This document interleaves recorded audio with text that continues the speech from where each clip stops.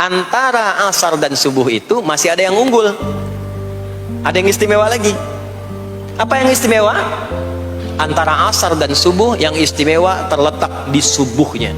Jadi dari 5 waktu ini, yang pertengahan asar dan subuh, karena amal di bawah ditunjukkan untuk mendapatkan penilaian langsung dari Allah seketika dan memberikan jawaban dari apa yang kita inginkan, asar dan subuh. Tapi dibandingkan asar dengan subuh, bila keduanya dibandingkan, dua-duanya mulia. Maka subuh punya kemuliaan yang tidak dimiliki oleh asar. Ya, makanya nanti asar bisa bertemu dengan zuhur, masih ada jama, masih ada qasar. Maghrib ketemu isya, masih ada jama, ada qasar. Ya, tapi subuh nggak bisa di jama, nggak bisa di qasar. Ya. Makanya subuh letaknya jauh, ke isya jauh, ke zuhur jauh. Ya, saya mau jamaah, ya jama antara isya dengan subuh biar nanti bangunnya sekalian gitu, nggak bisa. Ya, maghrib masih bisa di jama dengan isya, isya di qasar, dari 4 jadi 2. Maghrib gak bisa dikosor karena 3 gak mungkin jadi 1,5. Ya, zuhur udah 2, masa mau dikurangin lagi? Subuh udah 2, gak mungkin dikurangi lagi. Maka dari itu subuh menyendiri sendiri. Nah, ada apa kemuliaan di subuh itu? Maka turunlah Quran surah ke-17 ayat 78 yang tadi saya bacakan di awal. Aqimis salata liduluki syamsi ila ghasaqil lail. Sampai sini zuhur sampai isya. Dulu kisyamsi tergelincir matahari itu zuhur, sampai ghasaqil lail tiba malam itu isya.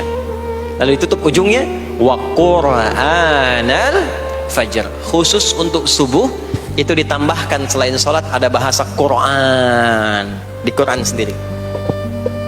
Khusus untuk subuh redaksinya ditambahkan dengan Quran. Apa itu Quran?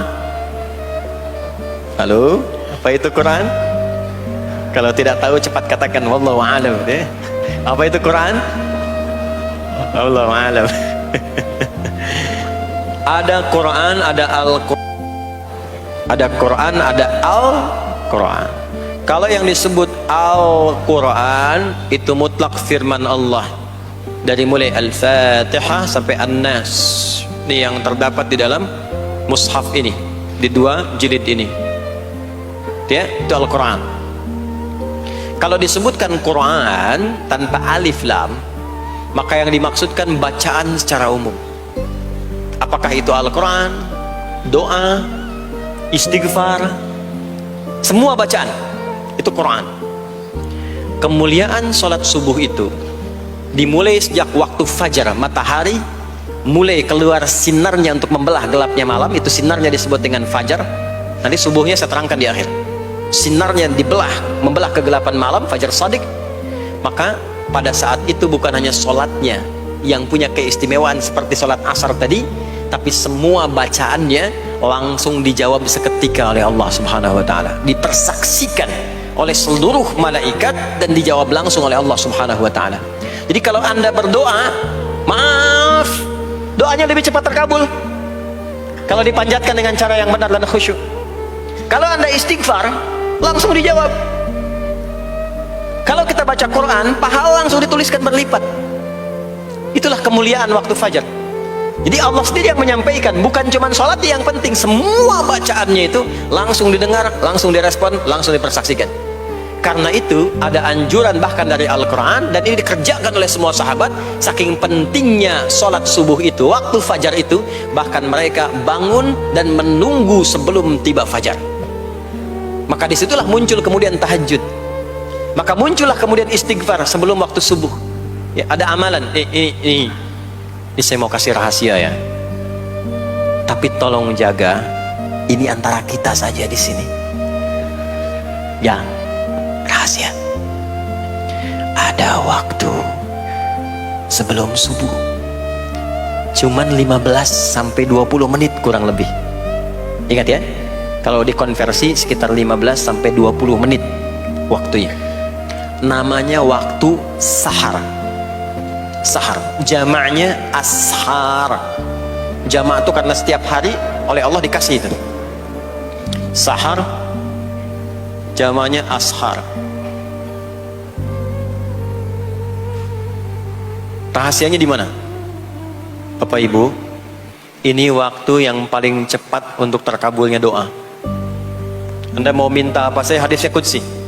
Ibadi, kata Allah, hambaku, siapapun yang bermohon sekarang aku kabulkan, yang minta aku berikan. Wa man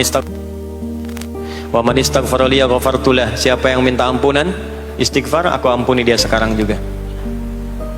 Baik, Bapak Ibu, begini saya tanya nih, kalau ditawarkan minta apa saja diberi, ya, terus minta ampun juga diampuni, pilih mana? Minta apa saja diberi, mau minta apa saja, atau mau minta ampunan istighfar, pilih mana? Jujur aja, kalau ada proyek nilainya 100 miliar, ya, ada utang 1 miliar belum ditutup, terus baru minta apa saja diberikan, pilih mana? Minta 100 miliar potensi dikabulkan, atau minta diampuni dosa, pilih mana? Pilih salah satu, nggak usah dua-duanya. Oh, ada tawaran dikasih 100 miliar atau diampuni dosa, pilih mana? Ampuni dosa. Pelan banget ya. Kata ibu kalau bisa dua-duanya gitu. Coba, kalau ada rumus begini, Anda disuruh memilih apakah dunia dan seisinya atau memilih ampunan Allah, maka pilih ampunan Allah. Karena nanti ada rahasia yang kedua. Banyak rahasia ini. Ada rahasia istighfar. Istighfar itu kalau sudah menyatu dengan jiwa kita, sudah terbiasa, maksudnya biasa istighfar dan jadi karakter, jadi kebiasaan. Bukan hanya pasca sholat, di mobil istighfar, di kantor masuk istighfar, sudah kebawa, udah refleks itu. Faidah keutamaan untuk orang yang rajin istighfar itu ada dua. Satu, diampuni dosanya oleh Allah, yang cirinya nanti akan dijaga dari maksiat. Ya, bukan maksum, karena maksum itu untuk para nabi, untuk para nabi dan rasul. Manusia nggak ada yang maksum selain nabi dan rasul. Maksudnya apa? Diberikan petunjuk oleh Allah untuk menjaga diri, sehingga ketika dosanya diampuni, dia nggak berbuat dosa itu lagi. Mata biasa melihat yang tidak baik, tobat, diampuni dosa mata itu, cirinya adalah mata nggak senang lihat yang nggak baik lagi. Itu dosa mata diampuni, ciri tobat diterima.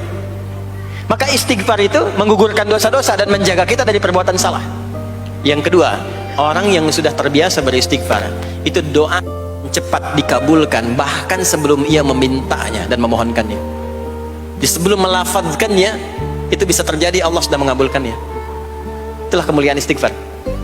Nah, orang-orang yang istighfar menunggu waktu datangnya fajar, itu mendapatkan kemuliaan langsung dari Allah, sampai dikatakan di Al-Quran, disebutkan sebagai orang-orang yang akan menghuni taman surga yang sekarang sedang beraktivitas di dunia. Itu ada di Quran surah ke-51 ayat 15 sampai 18, yang istighfarnya di ayat 18. Ya, jaminan surganya ayat 15, 16, 17 nya tentang tahajud.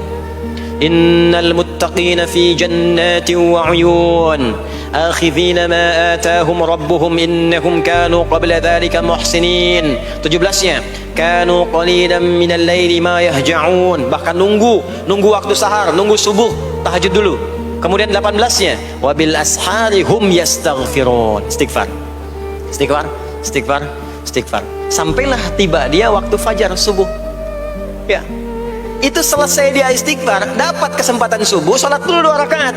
Itu saking tingginya waktu itu, nilainya kata Nabi melebihi dunia dan seisinya. Melebihi dunia dan seisinya. Masya Allah. Makanya muncul kemudian sabda Nabi, raka'atul fajri khairum minad dunya wa ma fiha. 2 rakaat subuh ini daripada dunia dan seisinya. Itu asalnya di sini.